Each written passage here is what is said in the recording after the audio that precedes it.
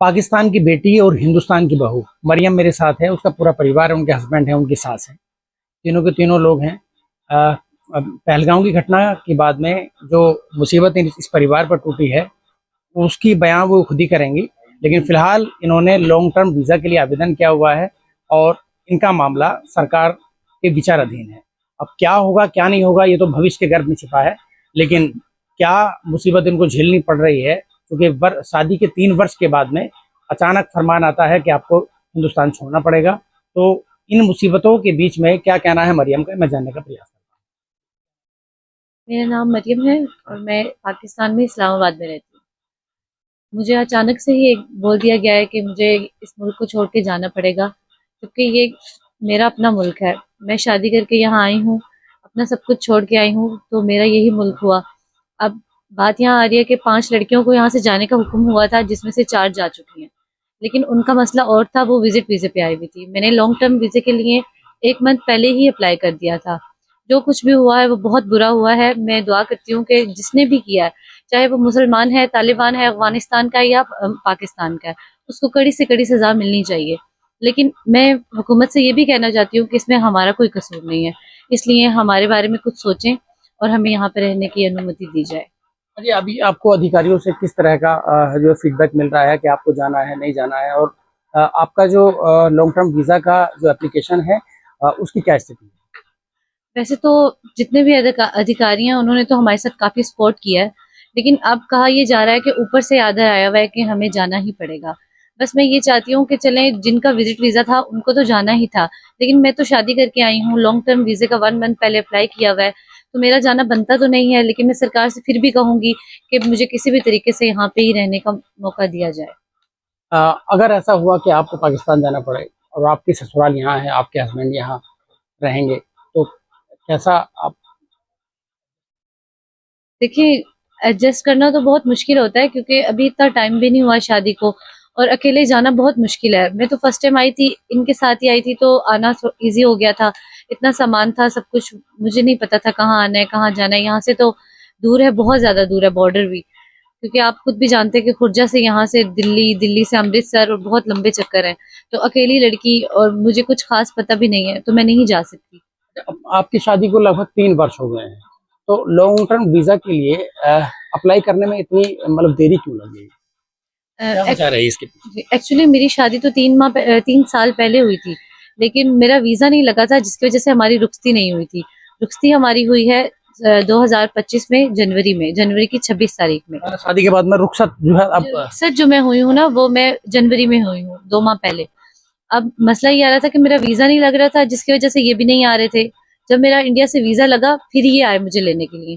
तो अभी 2 माह पहले ही तो मैं आई हूँ, और 2 माह अभी 1 मंथ मैंने गुजारने के फ़ौरन बाद मैंने अप्लाई कर दिया था। अब ये जो मसला हुआ है पहलगाम का, ये तो बाद में हुआ है। चलें, जो कुछ भी हुआ है बहुत बुरा हुआ है, ऐसे नहीं होना चाहिए था, बिल्कुल भी नहीं होना चाहिए था। लेकिन इसमें किसी का कोई कसूर नहीं है, जिसने किया है उसको सज़ा मिलनी चाहिए, और कड़ी से कड़ी सज़ा मिलनी चाहिए। लेकिन मैं ये कहती हूँ कि इसमें मेरा, ये हम जैसी और भी जो 4 आए हुए हैं, उनमें से किसी का भी कोई कसूर नहीं है। लेकिन हिंदुस्तान की हुकूमत से आप किस तरह की अपील करना चाहती हैं ताकि आप जैसे जो बहुत सारे लोग हैं उनको राहत मिल सके, क्योंकि आपका तो कोई कसूर है नहीं, आप तो पाकिस्तान की बेटी हैं, यहाँ की बहू हैं, तो एक मान लिया जाए तो आप तो यहाँ की सिटीजन के समान ही हैं। हुकूमत से तो मैं सिर्फ इतना ही कहना चाहती हूँ कि जो इस वाक़े में मुसल्लित हैं उनको पकड़ा जाए, उनके बारे में तफ्तीश की जाए। मेरा या मुझ जैसी 2-4 लड़कियों का तो कोई कसूर नहीं है। अगर कुछ करना ही चाहते हैं तो वहाँ के सिक्योरिटी कैमरास देखें, उनमें पता करें कौन है, उनको पकड़ें, उनको सज़ा दें। इसमें मेरा या मुझ जैसी किसी भी लड़की का कोई कसूर तो नहीं है। स्पेशली मोदी जी और योगी जी से कोई आप कुछ कहना चाहते हैं? मैं बस उनसे इतनी दरख्वास्त करना चाहती हूँ कि जो मुल्ज़िम है उसको पकड़ें, उनको कड़ी से कड़ी सज़ा दें। लेकिन अगर हम हैं या हमारा तो कोई कसूर तो नहीं है, इसलिए हमें तो यहाँ रहने की अनुमति दी जाए। मरियम के हस्बैंड भी हैं, उनसे मैं जानने का प्रयास करूंगा कि वो इस पेशोपेश की हालात में क्या सोचते हैं, अपनी पत्नी के बारे में क्या सोचते हैं, परिवार को लेकर उनका क्या सोचना है कि मरियम के जाने के बाद में क्या स्थिति पैदा होगी। मेरा नाम आमिर खान है और मरियम मेरी वाइफ है। हमारी शादी 2022 में पाकिस्तान इस्लामाबाद में हुई है, जिसके चलते हुए 3 साल बाद हमें वीज़ा मिला है, जो अभी फरवरी में ही हम आए हैं लेकर इनको साथ में। उसके चलते हुए फिर ये भी हमले की सुना है, उसके चलते हुए बहुत ज़्यादा हमें परेशानियों का सामना करना पड़ रहा है।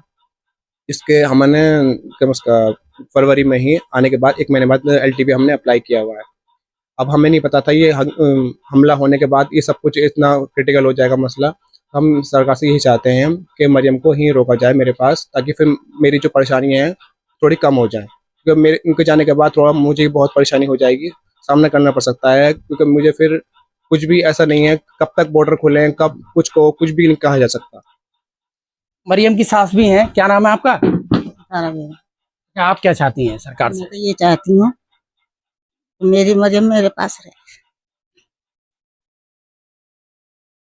कब रुखसत हो गए? आप तो बहू का पूरा प्यार भी नहीं दे पाई हैं अभी।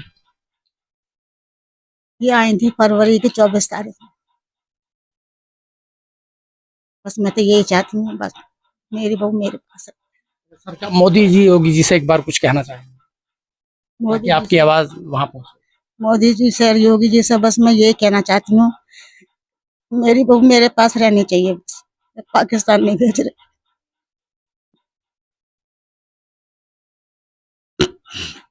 तो ये बताओ। तो ये गमज़दा पूरा परिवार है, मरियम को लेकर तमाम गम में है पूरा परिवार, और आसपास के लोग भी तमाम के तमाम गम है। चूंकि 2 माह पहले 3 माह पहले पाकिस्तान की बेटी हिंदुस्तान में बहू बन कर आई, पहलगाम की घटना ऐसी मनहूस घटना सामने आई, इसके बाद में मरियम का पूरा परिवार एक तरह से बिछड़ने के कगार पे है। तो सरकार को भी सोचना चाहिए, सॉफ्ट वे में सोचना चाहिए कि इन जैसे बच्चों का क्या कसूर है। शाहनवाज चौधरी, न्यूज़ 24, बुलंदशहर।